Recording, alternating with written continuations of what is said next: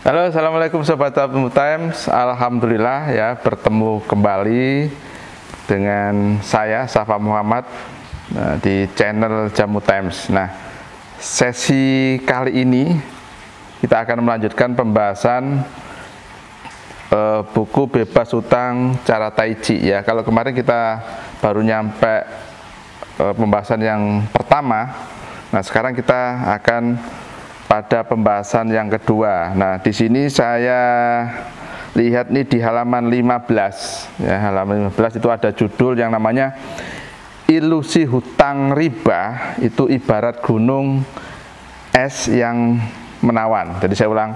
Jadi ilusi hutang riba itu ibarat gunung es yang menawan, yang menarik gitu loh. Jadi kalau kita perhatikan Sobat Jamu Times, memang orang yang punya hutang itu memang awalnya menarik. Bahkan iklan-iklan hutang itu juga iklannya menarik sekali gitu loh. Seolah-olah kita bisa liburan ke sana kemari, kemudian tapi bayarnya pakai gesek kartu kredit, gitu kan. Ujung-ujungnya bermasalah. Nah, saya kebetulan pernah bekerja di sebuah bank BUMN ya. Jadi sekitar 10 tahun yang lalu sebelum saya resign, jadi saya resign sekitar tahun 2010 awal. Dan saya juga pernah kebetulan di bagian kredit ya, saya mengelola debitur atau nasabah-nasabah yang pinjam itu, saya analisa kreditnya, apakah mereka layak atau tidak kreditnya untuk diberikan. Nah, pada awalnya sih memang mereka tampilannya menarik. Semuanya dibuat menarik. Dari sisi nasabah misalkan atau debitur, kalau mereka mau ngajuin kredit itu wah udah penampilannya mentereng sekali. Datang ke kantor misalkan kalau pengusaha pakai mobil BMW, nggak tahu itu mobil BMW pinjaman atau tidak, pakaiannya perlente gitu kan. Kemudian kalau mau OTS itu istilahnya on the spot gitu kan, kunjungan atau site visit ke mereka juga layani dengan baik. Di perusahaannya juga dibikin sebagus mungkin gitu ya. Kalau bahkan ada yang nakal itu dia bikin atau sewa perusahaan, ngaku-ngaku itu perusahaan dia. Nah, pokoknya semuanya dibikin menarik supaya menarik bank untuk memberikan kreditnya. Itu dari sisi calon debitur ya.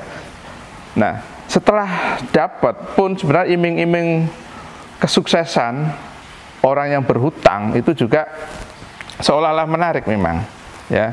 Jadi kalau orang nanti, kamu kalau punya usaha dengan hutang sekian nanti akan berkembang menjadi sekian. Kalau kamu tidak punya mobil, kemudian kamu ngutang, enak punya mobil, nanti kamu bisa kemana-mana. Nah, tapi efeknya itu tidak kita perhitungkan sebelumnya. Makanya di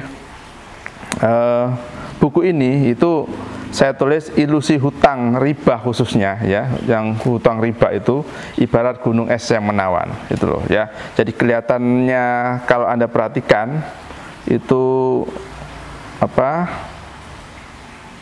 gunung es itu kan kelihatannya bagus itu kan ya kalau di permukaan, tetapi di bawah air laut itu ada bongkahan-bongkahan atau gunung apinya atau apapun itu yang siap meletus. Nah, itu sangat mengerikan sekali. Pada akhirnya hutang-hutang itu seperti itu. Nah, saya punya cerita. Dulu ketika saya menganalisis sebuah kredit nasabah saya, itu selalu kan mereka memberikan laporan yang menarik ya, laporan keuangannya juga bagus gitu kan. Dia dapat kredit lancar, ya kelihatannya usahanya berkembang seperti biasa gitu kan, lancar bunganya. Dan itu biasanya sebagian besar yang saya alami, saya rasakan memang pada akhirnya mereka harus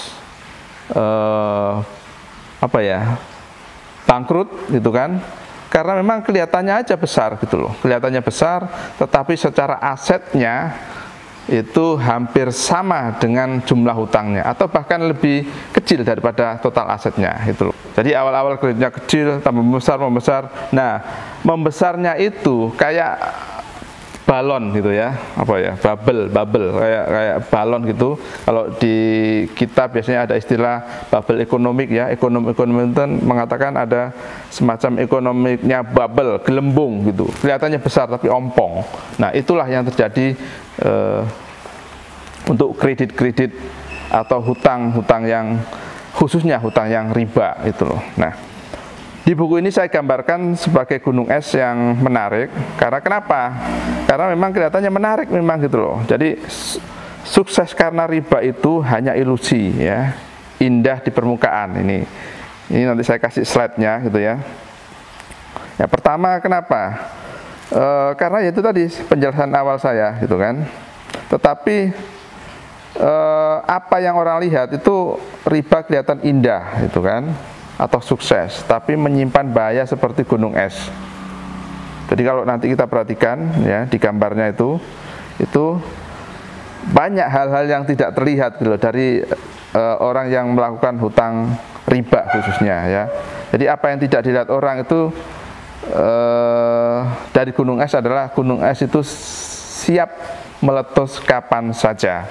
Tuh, misalkan kalau di riba atau rentenir ya itu biasanya kan ada, kalau denda ya telat bayar gitu kan.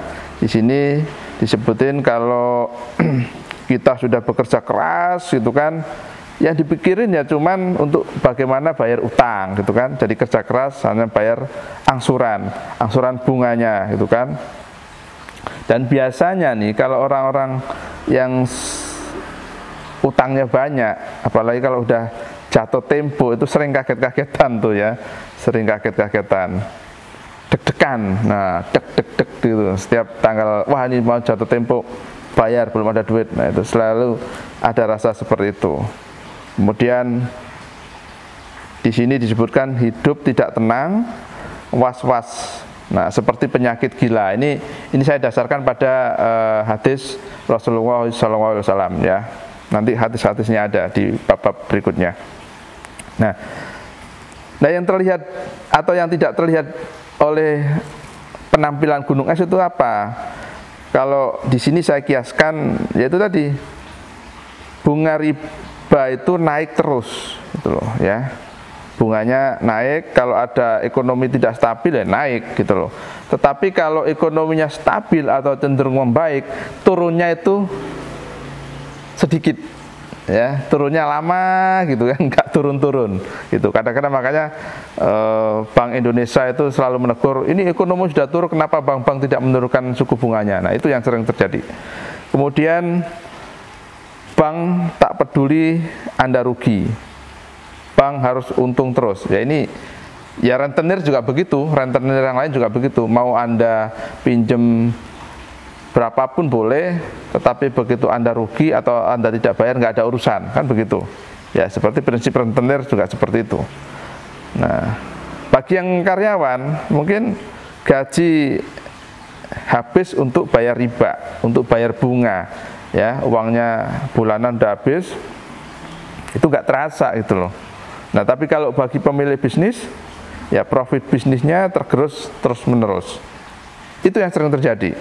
Jadi hal-hal yang nggak kelihatan seperti itu. Di sini sebutkan itu, agunan siap melayang setiap saat. Nah kalau nggak bisa bayar, kemudian kalau kita lihat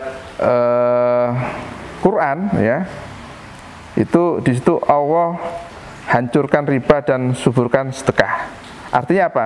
Bahwa memang kelihatannya menarik, tetapi kalau kita lakukan terus-menerus dan kita tidak berhenti berhutang, lama-lama pasti akan bermasalah dengan hutang. Jadi ini Sobat Jamu Times ya, ilusi hutang riba itu ibarat gunung es yang menawan. Jadi nanti ini saya akan berikan slide-nya gitu ya. Nah, demikian Sobat Jamu Times, bahasan kita nomor kedua ya, buku bebas hutang cara Taiji ini. Mudah-mudahan bermanfaat. Akhirul kalam, assalamualaikum warahmatullahi wabarakatuh. wabarakatuh.